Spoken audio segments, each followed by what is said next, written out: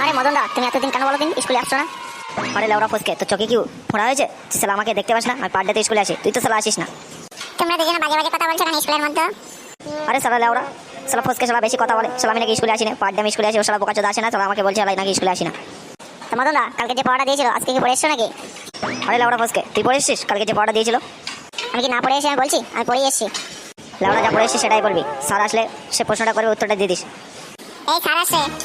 Good morning sir. তাহলে তোদের অনেক হয়েছে, তোরা এবারে বস। তা মদন, আজকে কি তুমি কি পড়াশোনা করে এসছো?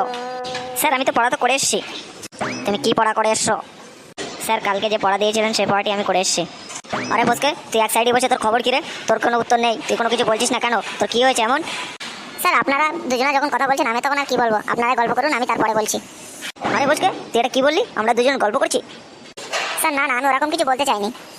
তা ফসকে, তুই কি পড়া করে এসছিস? হ্যাঁ স্যার, আমি পড়ে এসেছি। তা বেশ, তোমরা গেলে পড়া করে এসছো, খুবই ভালো, ঠিক আছে। আমি পড়া ধরবো, কিরকম তোমরা পড়ে এসছো আমি একটু দেখি। মদন তো বেশি ফসফস করছে, তো দাঁড়া একটি প্রশ্ন ধরি, কিরম প্রশ্নের উত্তর দিতে পারে দেখি। আচ্ছা মদন, বলতো কোন মাসে মানুষ বেশি ঘুমায়? স্যার ফেব্রুয়ারি মাসে মানুষ কম ঘুমায়, কারণ এই মাসের দিন কম থাকে, তো তার কারণে মানুষ এই মাসে কম ঘুমায়। স্যার মদন না খুবই একটি বাজে কথা বলেছে আমাকে। আরে কি বাজে কথা বলেছে? তাড়াতাড়ি ঝটপট বলতো, কি এমন বলেছে দেখি মদন। স্যার সে এমন বাজে কথা আমি মুখে বলতে পারছি না।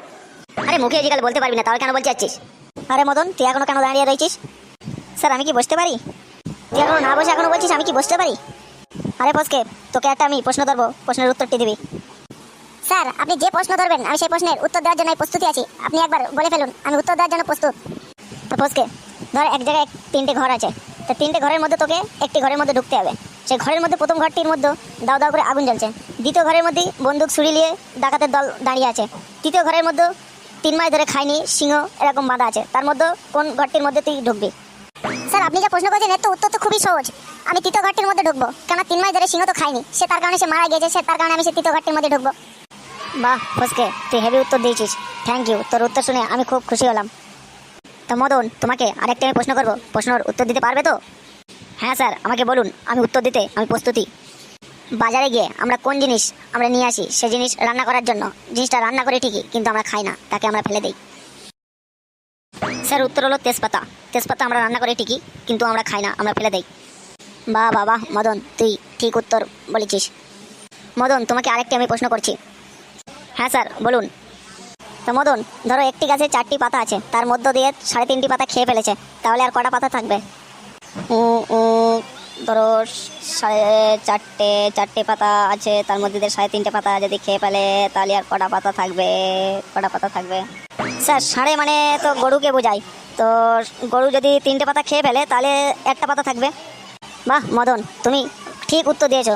তুমি তো এত সুন্দর ছাত্র, আগে আমি জানতাম না, খুব সুন্দর উত্তর দিয়েছো, তোমার উত্তরটি ঠিক হয়েছে। তাপসকে, তুমি এক বেঞ্চের সাইডে বসে তুমি কোনো কিছু বলছো না, কি ব্যাপার? স্যার আমাকে তো কোনো প্রশ্নই ধরছেন না, তা আমি কিভাবে উত্তর দেবো? এরা তো যা প্রশ্ন করছি সব প্রশ্নের তো উত্তর দিচ্ছে, তা ঠিক আছে ফসকে এমন একটি প্রশ্ন করবো ও কীভাবে উত্তর দেয় দেখি। আচ্ছা ফসকে, তোর 99 টাকা নিয়ে বাজারে গিয়েছে, তার মধ্যে 90 টাকা খরচা করেছে, তাহলে আর কত থাকে বলো তো? স্যার নেরা বলতে একটি মেয়ের নাম, নেরা বাজারে গেছে 90 টাকা নিয়ে, 90 টাকা যদি বাজার করে তার কাছে কিছুই নেই, সে আছে তার কাছে 0 টাকা। বাহ ফসকে বাহ, তুই হেভি উত্তর দিয়েছিস, তোর উত্তর ঠিক হয়েছে। তা ঠিক আছে, আজকে তোদের আমি আর ক্লাস নেবো না, আজকে আমি চলে যাচ্ছি। তোরা খুব সুন্দর পড়াশোনা করেছিস আজকে, ঠিক আছে, এরকম করে প্রত্যেক দিন পড়াশোনা করবে ভালো করে। আমি চলে যাচ্ছি আজকে।